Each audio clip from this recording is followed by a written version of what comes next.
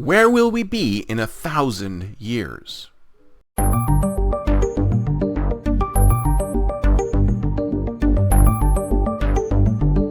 I made this joke on a podcast a little while back about writing a story set in the far, far, far, far future. I don't know, in the year 4000, I think they said. Well, actually, that's more than 1,000 years out. That's 2,000 years out. So 2,000 something years out. I said, where will we be in the year 4000? And the thing is that I'm a huge fan of far future science fiction. Far, far future science fiction. I'm talking 10,000, 11,000 years from now. And if you look at what's out there on the science fiction, in the science fiction library, there's not a lot that's that far out. There's not a lot that's far out. Things like Foundation is far out. There's a bunch of other series, Hyperion, that's far out. There's plenty that are far, far out. They seem really far, like the Culture series by Ian M. Banks. Super, super far out.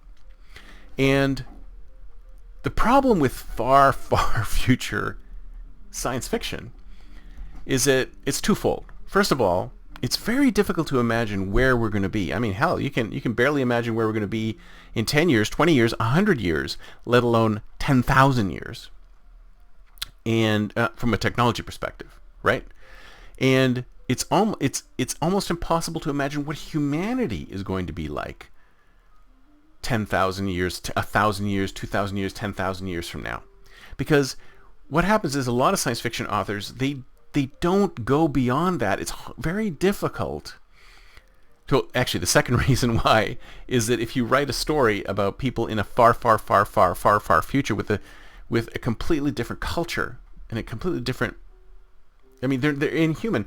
There's no way to create a character that someone can identify with, because you need characters that people can identify with. Because if you're writing a novel or a short story where the characters are so distant from humanity that there's no way you can get them to understand the issues that this character has.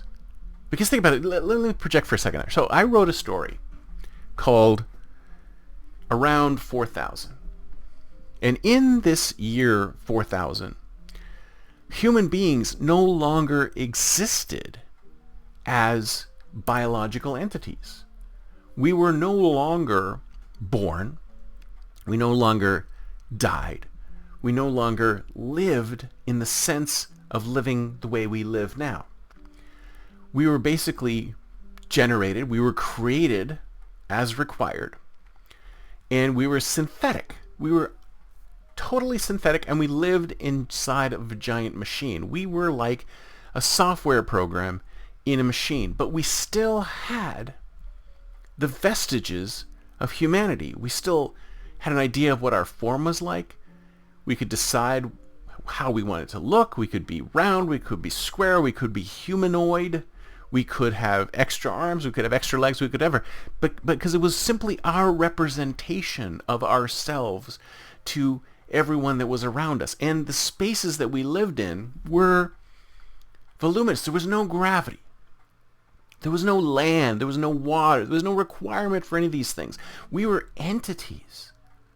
Human beings had evolved to become entities. So the entire concept of being black or white or Asian or male or female or tall or short or having legs or having arms, hands, heads, brains, that was gone.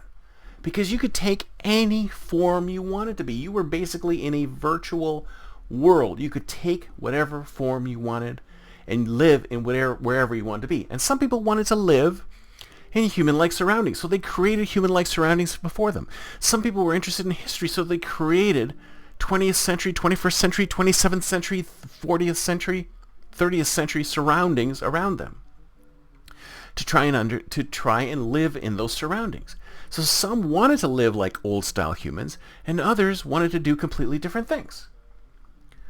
When you have a world like that, when you're trying to describe a world like that, where the future is, you have to understand that it's a complete disconnect from where we are today.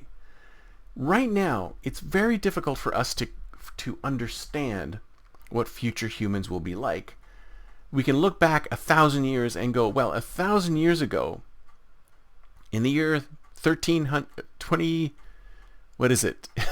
1024? 1024? 1,000 years ago, human beings were relatively human. But 1,000 years from now, will we still be human? Will we still be connected to our bodies? Will we still keep the human attributes? And here's another question. Would we want to keep the human attributes? Because if you ask me, I want to live forever. I want to be immortal. And if I had an opportunity to transfer my intellect into some machine that would keep me immortal sometime before I died, then I would absolutely want to do that. Who doesn't want to live forever, even as an automaton? So this is what I'm trying to say, people, is that when we look at the future, we see, a lot of us see an extension of where we are today. They see a progression of where we're going. They just look at the past and they go, oh, it's just going to be more like this, just either in this direction or that direction. And this is why it's so impossible for us to predict the future, because we look at the past and we go, oh, it's just going to be a continuation of that. But that is not where we're going. We are going into uncharted territory that only we can imagine. And that is what's so important about us to imagining, and not only imagining that future, but actually writing that future down and sharing that future.